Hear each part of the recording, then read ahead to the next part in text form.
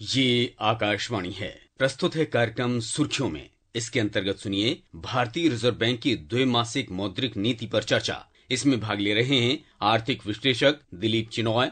कार्यक्रम का संचालन कर रहे हैं विभूति मिश्र। भारतीय रिजर्व बैंक की मौद्रिक नीति समिति यानी एमपीसी ने अपनी अक्टूबर 2024 की बैठक में लगातार 10वीं बार रेपो दर को 6.5% पर अपरिवर्तित रखने का फैसला लिया है। सबसे पहले इस पर आपकी क्या प्रतिक्रिया होगी?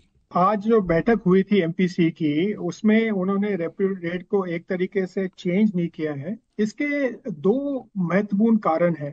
पहला, एक तो ये एक नई कमेटी स्थापित की गई है और पिछले कमेटी के बाद इस पहली कमेटी की ये पहली बैठक थी। और जो देश भर में 3 या 4 समस्या हैं जो एक तरीके से ये पूरा जो आरबीआई का जो मैंडेट है, एक इन्फ्लेशन कंट्रोल करने का और दूसरा लिक्विडिटी जाहिर रखने का, इसमें भारत में जो फूड इन्फ्लेशन है वो एक तरीके से एक चैलेंजिंग स्थिति पे है। और ये अगले 2-3 महीने में एटलीस्ट मार्च तक, जो अगला क्रॉप आने तक, ये फूड इन्फ्लेशन एक तरीके से बढ़ा हुआ रहेगा। और इसके कारण इसलिए उन्होंने इस टाइम ये रेपो रेट को घटाया नहीं है और इंटरेस्ट रेट बेशक स्टेबल रखा है। लेकिन उन्होंने एक चीज जो की है इस मीटिंग में, ये स्टैंस चेंज किया। पहले जो स्टैंस था वो अकोमोडेशन का स्टैंस था, जिसमें अकोमोडेशन का स्टैंस होता है कि वो इकोनॉमी को सपोर्ट करते हैं,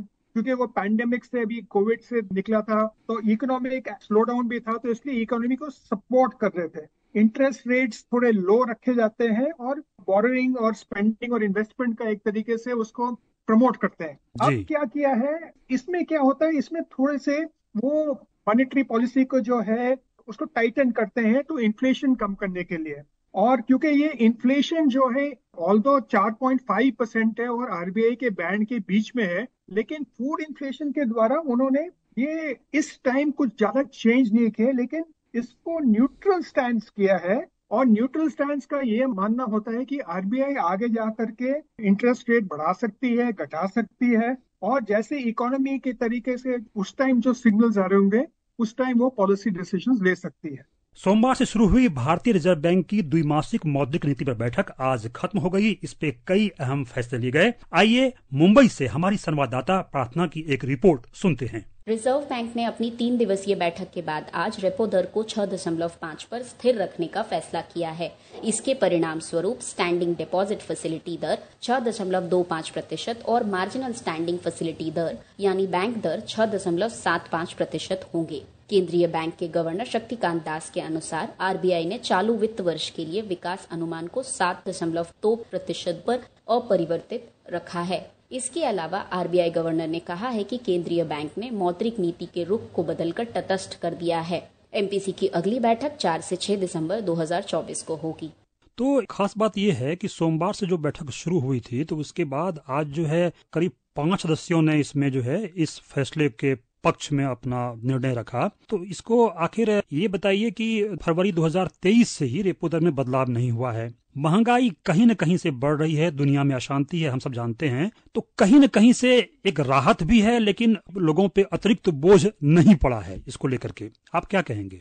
अगर आरबीआई इंटरेस्ट रेट्स घटाती है तो उससे क्या होता है, उससे मनी सप्लाई एक तरीके से बढ़ सकती है और इन्फ्लेशन पे एक तरीके से प्रभाव पड़ सकता है। क्योंकि जैसे मैंने पहले भी बताया कि जो फूड इन्फ्लेशन है और जो जियोपॉलिटिकल सिचुएशन है, उसका अभी तो ये नहीं पता है कि उसके तेल के दाम पे क्या असर होने वाला, क्योंकि अभी तक तो हम रशिया से एक तरीके से बैलेंस कर रहे थे और पूरी दुनिया एक तरीके से, जो भारत का जो ये स्टेप था उसने पूरी दुनिया में ऑयल प्राइसेस लो करने का एक बहुत ही महत्वपूर्ण कदम था। क्योंकि पहले तो ये लोग कह रहे थे कि भाई इंडिया रशिया से डील कर रहा था, लेकिन जैसे जैसे इसका पूरे विश्व के ऑयल मार्केट पे जो इसका इम्पैक्ट हुआ और प्राइस स्टेबिलिटी लाए, सारे देशों ने एक तरीके से भारत की एक तरह प्रशंसा की थी। ये जो पूरे जियोपॉलिटिकल सिस्टम में है और जो अनसर्टेनिटी है, पिछले हफ्ते में जो मिडिल ईस्ट में जो एक तरीके से तनाव बढ़ा है और अलग अलग पॉसिबिलिटीज हैं, इसके कारण जो है रिजर्व बैंक ने एक तरीके से एक कॉशियस स्टेप लिया है। और फिर भी एक थोड़ा सा कहते हैं ना, विंडो खुला रखा है कि अगले मीटिंग में वो उस टाइम क्या परिस्थिति है उसको देखते हुए डिसीजन ले सकती है। इसलिए आप देख रहे हैं कि रेपो रेट को एक तरीके से चेंज नहीं किया है और काफी वो स्टेटस को ही एक तरीके से सिस्टम में किया है। थोड़ा सा हम उदाहरण लेते हैं। एक इन्फ्लेशन पर काबू पाने के लिए अमेरिका के सेंट्रल बैंक ने मार्च 2022 से जुलाई 2023 के बीच 11 बार ब्याज दरों में इजाफा किया था, मगर हाल में अमेरिकी फेडरल रिजर्व ने ब्याज दरों में 50 बेसिस पॉइंट की कटौती की। अब ब्याज दर 4.75% से 5% के बीच रहेगी। तो कुछ देशों ने हाल में फेड के फैसले का अनुसरण भी किया। भारत के संदर्भ में आप इसको किस रूप में देखते हैं, या क्या यह संभव था या संभव क्यों नहीं था? इस पे आपकी क्या प्रतिक्रिया होगी? यूएस में जो फेड ने जो इतने सालों बाद, जैसे आपने कहा कि इंटरेस्ट रेट को गिराया है, उसका एक अलग अलग कारण था। अगर आप देखें तो वहां पे जो कोर इन्फ्लेशन एक तरीके से कम हो रहा था, वहां पे जो इकोनॉमी में जो जॉब्स की क्रिएशन वो भी हो रहा था, तो इकोनॉमिक स्तर से वो काफी था। और ये जो हाई इंटरेस्ट रेट एक तरीके से उनको फर्दर ग्रोथ के लिए एक रुकावट सी पैदा हो रही थी। भारत के अगर आप दायरे में देखें तो हमारा सबसे बड़ा जो अभी चैलेंज है इसलिए कि इन्फ्लेशन को कैसे काबू में रखें।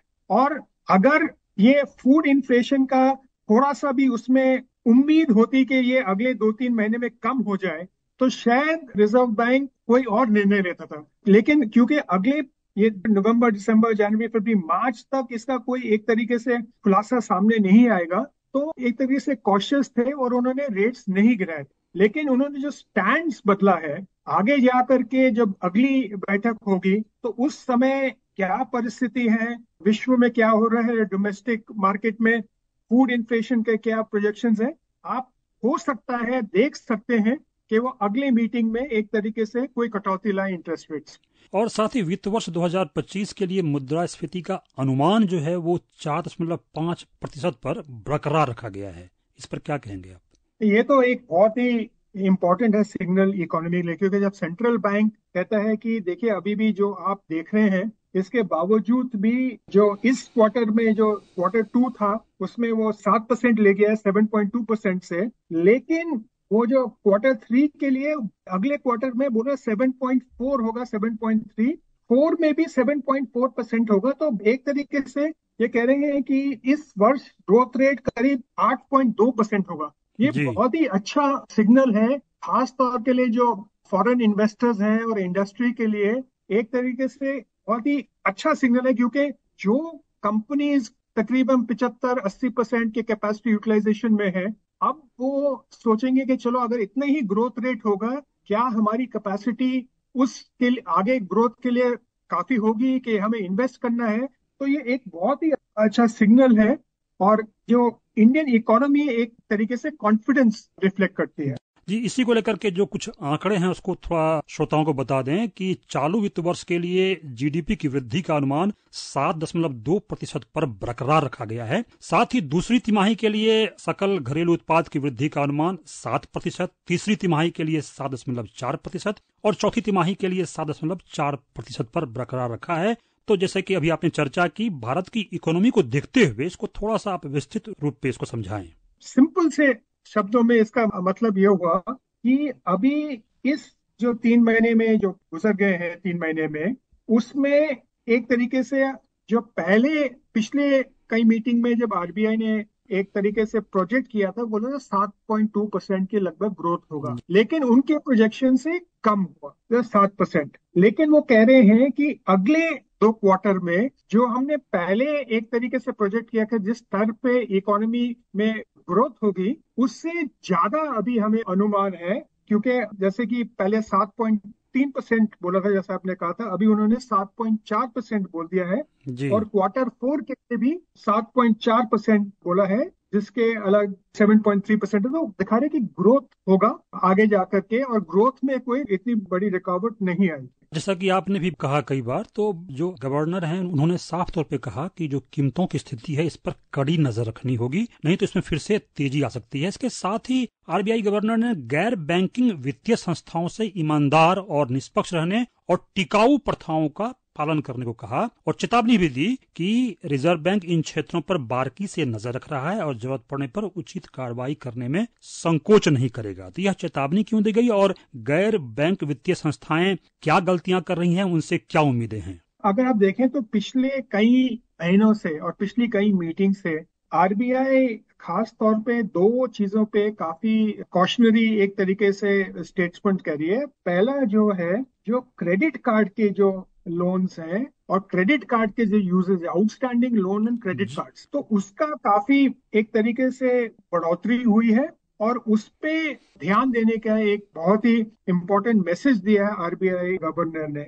और क्योंकि ये अनसिक्योर्ड लोन्स होते हैं, जैसे कि कंजम्पशन के लिए होते हैं और माइक्रो फाइनेंस लोन्स के लिए और दूसरे लोन्स के लिए, और उन्होंने इस बार भी जिक्र किया था कि ये क्लोजली मॉनिटर कर रहे हैं। अगर उस पे कोई फर्दर एक्शन लेना हो, फर्दर एक्शन यानी कि कोई लिमिट्स डालना हो या उसके ऊपर इंटरेस्ट रेट्स बढ़ाना हो या कुछ, वो भी आरबीआई कर सकती है। और क्योंकि उन्होंने ये कहा कि जो इंडिविजुअल जैसे आप और मैं है या जो आपके हमारे जो सुनने वाले जो है, उनको जो एक्सपोजर है उसको उनको कैसे सेफ गार्ड करें, और एक तो साइज और दूसरा क्वालिटी। आपको याद होगा कि पहले हम ये कहते थे कि ये चाइनीज ऐप को थोड़ा सा वो करते थे, तो ये उनको तो हटा दिया, बट अभी ये भी एक तरीके से इस होल सिस्टम को स्ट्रीमलाइन करना चाहिए। दूसरा जो आपने जिक्र नहीं किया था कि साइबर सिक्योरिटी पे उन्होंने, और म्यूल अकाउंट्स यानी कि फर्जी अकाउंट्स जो है उस पर भी ध्यान दिया था। और साइबर सिक्योरिटी और अपने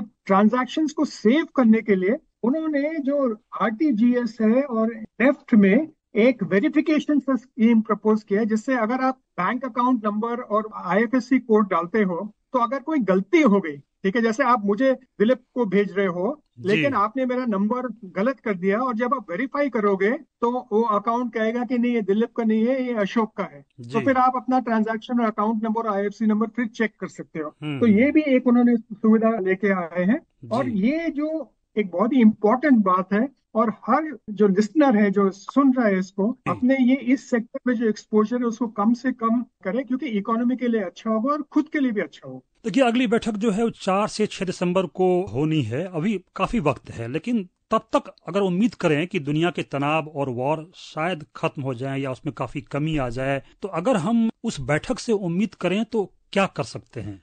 एक तो जिसका जो इम्प्लीकेशन है, जैसे आप देख रहे हैं, तो ये जो मॉनेटरी पॉलिसी कमेटी है थोड़ा सा ज्यादा कंफर्टेबल है इन्फ्लेशन भी कंट्रोल में रहना और टारगेटेड रेंज के जैसे होना। अगर ये चलेगा, ऐसे ही चलेगा अगले 2-3 महीने के लिए, और आगे की फूड इन्फ्लेशन का एक तरीके से काबू आ जाएगा, तो उसको शायद आप देखें कि इंटरेस्ट रेट और दूसरे जो सीआरआर रेट्स में है उसमें बदलाव आएगा और इंटरेस्ट रेट शायद घटाया जाएगा। लेकिन ये जैसे आपने अपने प्रश्न में ही बोला था कि फूड इन्फ्लेशन और जियोपॉलिटिकल सिचुएशन पे डिपेंड करता है। अगर हम एक आज की जो बैठक है, या अगर इसकी हम निचोड़ की बात करें, सारांश की बात करें, सार की बात करें, तो आप आर्थिक दुनिया पे आपकी नजर बारीक रहती है, आप इसको किस रूप में देखते हैं?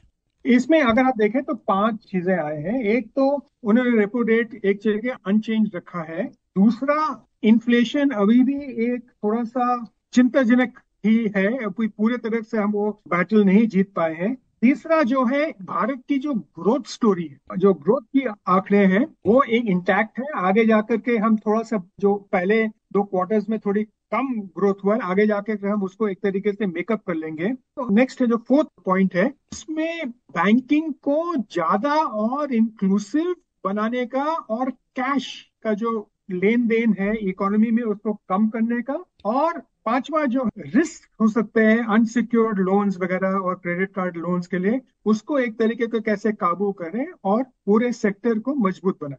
दिलीप चोनाय, आप सुर्खियों में आए और हमारे श्रोताओं को आपने अहम जानकारियां दी, इसके लिए आपका आभार। Thank you. अभी आप सुन रहे थे भारतीय रिजर्व बैंक की द्विमासिक मौद्रिक नीति पर चर्चा। इसमें भाग ले रहे थे आर्थिक विश्लेषक दिलीप चिनॉय। कार्यक्रम का संचालन कर रहे थे विभूति मिश्र। ये कार्यक्रम आकाशवाणी के समाचार सेवा प्रभाग द्वारा प्रस्तुत किया गया। इसे आप हमारे mobile app news on AIR और YouTube channel news on AIR official पर भी सुन सकते हैं। इस कार्यक्रम के संबंध में अपनी प्रतिक्रिया आप हमें ईमेल या व्हाट्सएप के माध्यम से भेज सकते हैं। ईमेल का पता है airnsdtalks@gmail.com और व्हाट्सएप नंबर